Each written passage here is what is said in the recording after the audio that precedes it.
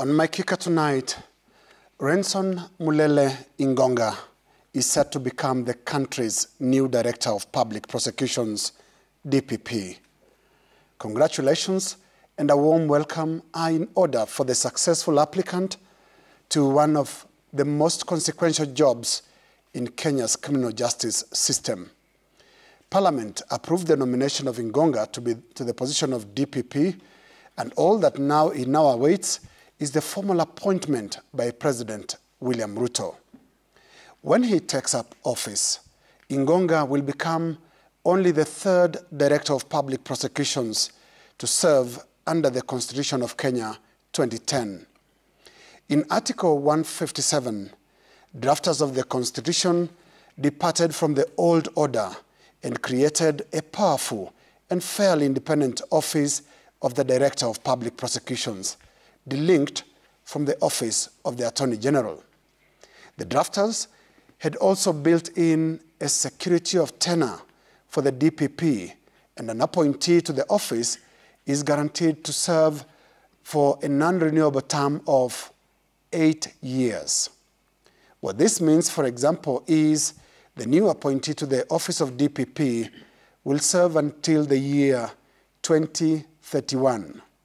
The only way the term of the DPP can be interrupted or ended prematurely is through a petition to the Public Service Commission, PSC, and a hearing by a tribunal to be appointed by the President, a process that cannot be easily abused through frivolous petitions.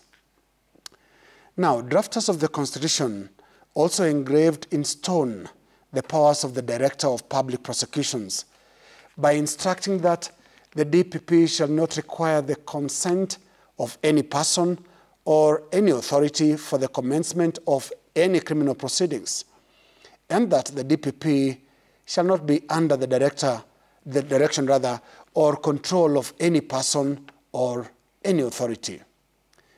But the reality in the Kenyan criminal justice system is that Kenya is still waiting for that appointee that will actually breathe life to the very enabling text of the Constitution. 13 years into the life of the Constitution of Kenya 2010, Article 157 remains largely aspirational, with criminal cases involving high-profile political personalities proving an extreme sport for the country's Department of Public Prosecutions. Which is why there should be no illusions. The new DPP is walking straight into the social equivalent of Ezekiel's biblical valley of dry bones. Very shortly, the new DPP will be judged by how he handles cases not of chicken thieves, but of powerful economic looters dotting the Kenyan landscape. He'll be judged not by how he energetically raids Chang'aa dens, but by the courage with which he would pursue boardroom criminals looting the public coffers dry. The new prosecutor will also be judged by how indifferent he will be to Kenya's ever-swaying political currents.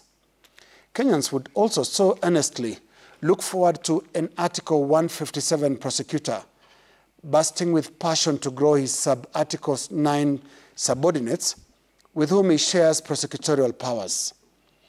A DPP who will raise the energy, capacity, and profile of the directorate to its deserving standards. And in a country and judicial system that is increasingly getting accustomed to robust courtroom performances and precedent-setting judgments, the new Director of Public Prosecutions has no choice but to be that visible champion of the cause of criminal justice. That is my kicker.